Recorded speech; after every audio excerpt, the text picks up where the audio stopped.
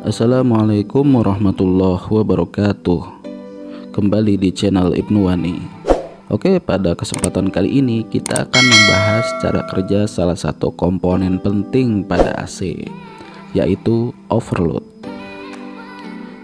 Overload ini sendiri berfungsi sebagai pengaman kompresor dari suhu yang berlebihan ataupun dari arus yang berlebihan.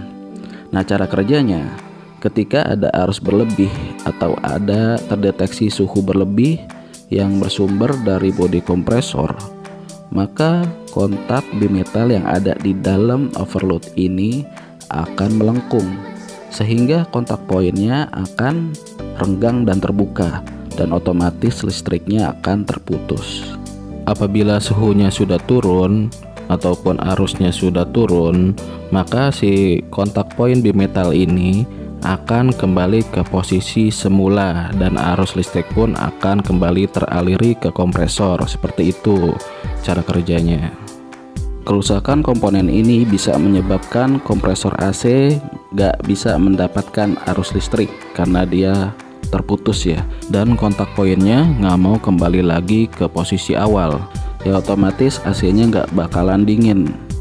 Nah, jika kalian pernah menemukan suatu kasus di mana AC kalian nggak dingin, terus kipas outdoornya itu nyala dan kompresornya malah nggak nyala, nah maka komponen ini patut untuk dicurigai kesehatannya. Supaya lebih afdol nih, saya akan jelaskan bagian-bagian dari overload ini. Nah, di overload ini pada bagian bodinya terbaca 1/2 HP. Berarti overload ini diperuntukkan untuk AC setengah PK. Kemudian pada bagian bawahnya ini tertulis 220 volt, berarti dia disuplai dengan tegangan 220 volt dengan frekuensi 50 atau 60 Hz. Kemudian bagian ini nih di sampingnya juga ini adalah nomor seri daripada si overload. Nah, kita beralih ke atas. Nah, pada bagian tapak atasnya ini, di sini terdapat 3 buah pin ya. Ada pin 1, pin 2, dan pin 3.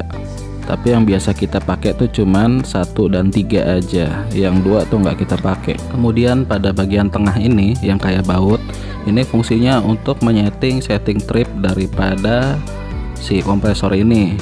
Kalau misalnya kita mau naikin temperaturnya, batas temperaturnya, kita putar berlawanan arah jarum jam.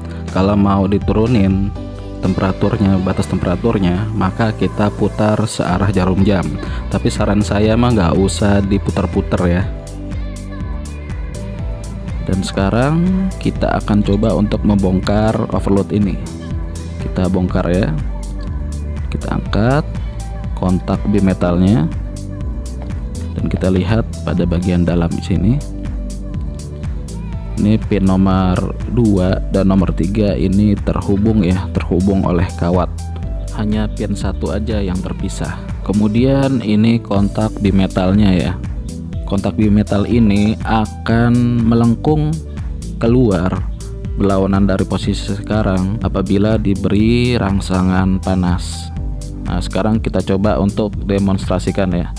Kita akan membuat atau memberi panas buatan dengan menggunakan korek. Nah, kita bakar nih, dia akan melengkung. Nah, melengkung kan, jadi seperti itu kerjanya.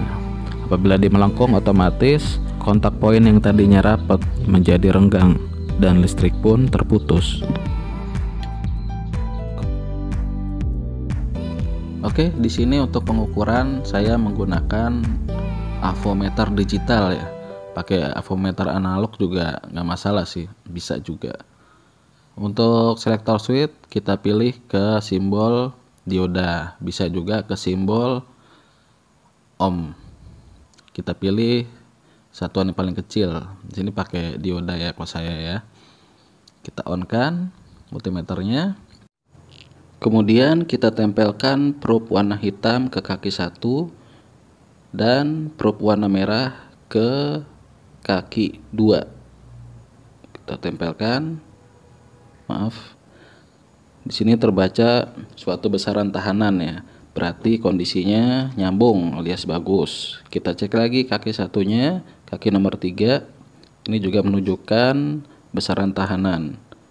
Kita ukur lagi. Oke. Jadi di sini kita simpulkan si overload ini dalam kondisi mantap. Apabila kondisi overload ini jelek, ketika kita ukur, dia akan menunjukkan angka 1 ataupun angka 0. Kayak begini nih. Nah, dia tanda overload ini putus alias rusak. Bisa juga kalian melihatnya dari fisik si overload, apabila dia terlihat terbakar ataupun terlihat retak, pecah. Nah, itu juga ada indikasi kerusakan. Oke, sekian video dari saya. Kurang lebihnya saya mohon maaf. Semoga bermanfaat. Wabillahi taufik wal hidayah. Wassalamualaikum warahmatullahi wabarakatuh.